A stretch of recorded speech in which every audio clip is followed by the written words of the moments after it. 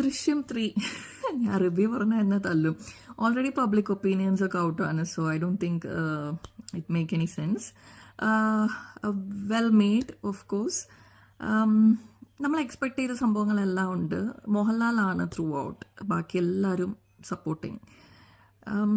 Okay, ഇനി ഒരു ladies point of വ്യൂവിൽ പറയാം, അതായിരിക്കും സേഫർ സൈഡ്. ഓൾറൈറ്റ്, ഞാനിത് കണ്ടിട്ട് സത്യം പറഞ്ഞാൽ ഇപ്പോഴും ഫുള്ള് ഡൈജസ്റ്റ് ആയിട്ടില്ല. ഒരു 2 ദിവസം കഴിഞ്ഞ് റിവ്യൂ ഇടുന്നതായിരിക്കും നല്ലത്. So that we can also have എന്താ പറയുക പാരലൽ തോട്ട് പ്രോസസ്സും, അല്ലെങ്കിൽ നമ്മുടെ Q&A നമ്മൾ തന്നെ ആൻസർ ചെയ്യണമല്ലോ. ഓക്കെ, ദ ഫസ്റ്റ് മൂവി ദൃശ്യം, അതിൻ്റെ സക്സസിൻ്റെ റീസൺ എന്താണെന്ന് വെച്ചാൽ we are going with a clear slate ആണ്. നമുക്ക് ഒരു എക്സ്പെക്ടേഷനും ഇല്ല, ഒരു ഐഡിയയും ഇല്ല. We are going for a family movie. പക്ഷേ എന്താ പറയുക, ഒരു ഹാഫ് പടമൊക്കെ കഴിഞ്ഞിട്ടാണ് നമുക്ക് ഇതിൻ്റെ ഒരു ജോണർ വേറെയാണ് എന്നൊക്കെ മനസ്സിലായി. നമ്മൾ ആകെ കിളിപ്പോയി. We come out and we are like വാവ്.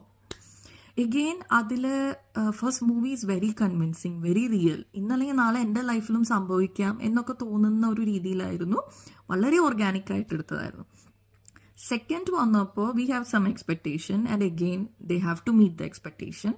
അപ്പോൾ നമ്മൾ എന്താ പറയുക, ഒരു 4ാം ക്ലാസ്സുകാരൻ്റെ ഒരു 1 സ്റ്റെപ്പ് അഹെഡ് കാര്യങ്ങൾ കണ്ട് ആ ഒരു 4ാം ക്ലാസ്സുകാരൻ്റെ വിജയം ആഘോഷിക്കാൻ വേണ്ടിയാണ് നമ്മൾ പോകുന്നത്. സോ ഓട്ടോമാറ്റിക്കലി അതൊരു സ്റ്റെപ്പ് അഹെഡ് പോയി. തേർഡ് വന്നപ്പോൾ വി ആർ മോർ എക്സ്പെക്ടേഷൻ വന്നപ്പോൾ ഇത് അതൊക്കെ മേലെ പോയിട്ടുണ്ട് കാര്യങ്ങളൊക്കെ. ബട്ട് സ്റ്റിൽ എന്താ പറയുക, ബോത്ത് വാച്ചിങ്. പിന്നെ എനിക്കൊരു കാര്യം ഫീൽ ചെയ്തത്, ഞാൻ പെട്ടെന്ന് ഓർത്തത് തിയേറ്ററിൽ ഇരുന്നപ്പോൾ ഓർത്ത് എന്താണെന്ന് വെച്ച് കഴിഞ്ഞാൽ 1 വീക്ക് ബിഫോർ ഞാൻ ജിത്തു ജോസഫിൻ്റെ ഒരു ഇൻ്റർവ്യൂ കണ്ടായിരുന്നു വിത്ത് ബോത്ത് ദ മദേഴ്സ്. അതായത് മീനയും ആശാ ശരത്തും റാണിയും ഗീത പ്രഭാകർ IG. എനിക്കൊന്ന് ജിത്തു ജോസഫും ഇപ്പോൾ ജോർജ് കുട്ടിയുടെ ഷൂസിലാണെന്ന് തോന്നുന്നു. He is thinking 1 step ahead. അപ്പം നമ്മൾ ഓഡിയൻസിന് ഉണ്ടാവുന്ന ഒരു conflict, I think he was trying to address it over there. കാരണം നമ്മളെല്ലാവരും ജോർജ് കുട്ടിയുടെ ഫാമിലിയുടെ സൈഡിലാണ് നിൽക്കുന്നത്. So he wanted to inject a thingy into the audience mind, like okay, you have to think sometimes from IG-യുടെ ഫാമിലിയുടെ സൈഡിൽ നിന്നും നമ്മൾ ഇടയ്ക്ക് ആലോചിക്കണം. She is also A mother, she lost a son, she didn't get A justice. ഇങ്ങനത്തെ കാര്യങ്ങൾ Chithu Joseph അവിടെ feed ചെയ്യുന്നുണ്ടായിരുന്നു. ഞാനത് ഒരു ഹാഫൊക്കെ കണ്ട് സ്റ്റോപ്പ് ചെയ്തു. കാരണം എനിക്ക് അത്ര അങ്ങോട്ട് ജസ്റ്റിഫയബിൾ ആയി തോന്നുമായിരുന്നു. ഇപ്പം ലൈക്ക് ഈ IG-യുടെ മോൻ വളരെ നല്ല ഒരു എന്താ പറയുക ഓൾട്ടർ ബോയ് കാറ്റഗറിയിൽ പെടുന്ന വളരെ നല്ലൊരു കുട്ടിയാണ്.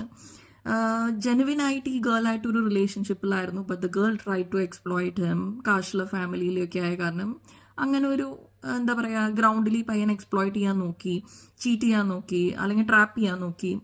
അതിൻ്റെ ഇടയിൽ പറ്റിയൊരു മിസ്ഹാപ്പ് അല്ലെങ്കിൽ ആക്സിഡൻ്റൽ ഡെത്താണ് ഈ പയ്യനൊക്കെ സംഭവിച്ചതെങ്കിൽ okay, I can root for them. കാരണം അൺഫെയർ ആണ്, ശരിയാണ്, നല്ലൊരു പയ്യനായിരുന്നു.